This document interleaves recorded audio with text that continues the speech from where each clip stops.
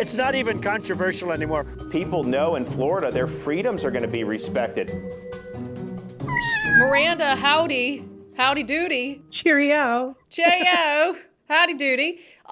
We had a Florida story earlier this week I wanted to react to, and I know there's also kind of an update on it. We played the video from the Ron DeSantis war room of him. It was so weird because it seemed like he was bashing Trump for just simply being pro-LGBT.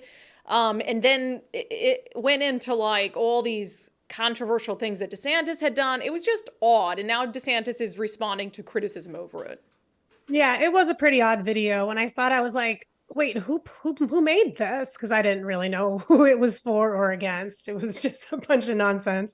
But DeSantis was on Tommy Lahren show, Fearless, and he had responded saying, identifying Donald Trump as really being a pioneer in interjecting gender ideology into the mainstream, where he was having men compete against women in his beauty pageants. I think that's totally fair game because he's now campaigning saying the opposite.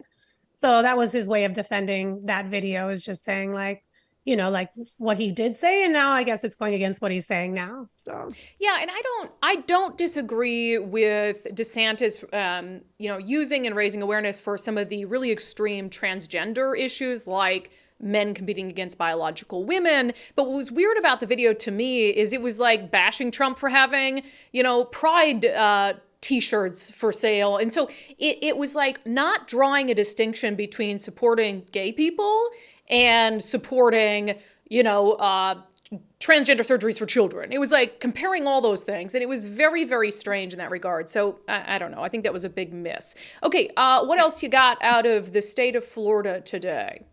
The Florida GOP is going to require DeSantis and Trump to sign loyalty pledges to make the primary ballot. And this, I guess, is in order for one or the other to like defect to another party or another team to run if they don't make the primary ballot in Florida. It's interesting because they couldn't really enforce that, right? I mean, they could, if Trump wanted to go and say, oh, I didn't get the nod, and so I'm going to run as an independent. They couldn't do anything about that. I mean, I think it would be an uphill battle, but it just seems like it's just sort of a nice thing to do. Like, hey, we're going to sign a pledge that if it's not us, we'll support the other person. Yeah, I wonder if it has anything to do with like funding or any funds that they've already gotten thus far from, the Republican Party or supporters, that maybe they just don't want to like upset anybody. If like maybe they had a whole bunch of Republican backing from not only the, political sector, but private sector. And then suddenly they're like, okay, I'll be independent instead. I don't know. It's very interesting. Or maybe just that they won't go out and bash them. I mean, it's already gotten really nasty between the two of them, and that's the danger, right? When you attack someone of your own party, and then all of a sudden it's like, oh, cool, bygones be bygones. Now I think they're the perfect person for the presidency. And it's like, okay, that's all just deeply disingenuous. One Florida story that right now, at least, would impact some people from Washington State. Florida has passed new restrictions on what kind of driver's licenses it will accept as a legal ID there. Yeah, it does. And this is also, part of the immigration bill we've talked about a couple times. It basically won't accept driver's licenses that are issued to illegal immigrants in other states.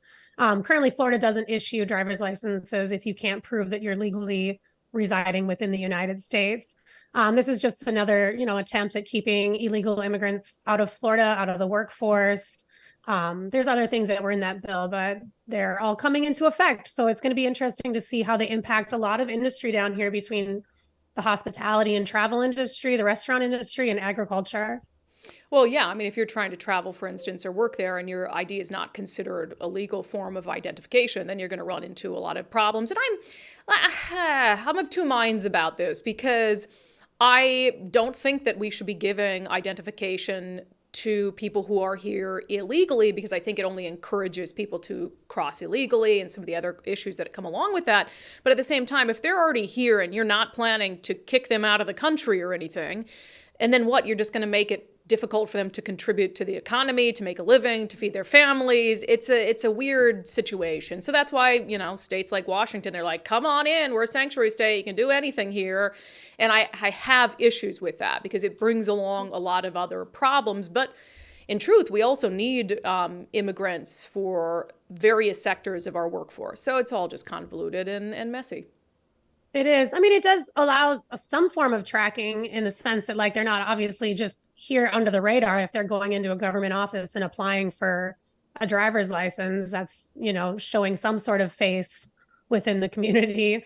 I don't even like going to the driver's license office. So yeah, I mean, but at the same time, they go in and get those IDs, and I don't know that there is something that they're actually like tracking, like this is an ID that it belongs to an undocumented immigrant. And so it's weird. And I mean, at the end of the day, we just need to fix our immigration system and make it easier for people to come here legally. I mean, make sure there are steps and processes in place. But if you make it easier to do it in the right way, I think fewer people will do it in the wrong way, and society will be better off. All right, Miranda, thank you so much. Have a great weekend. You have a great weekend. You have a great weekend. It's not even controversial anymore. People know in Florida their freedoms are going to be respected.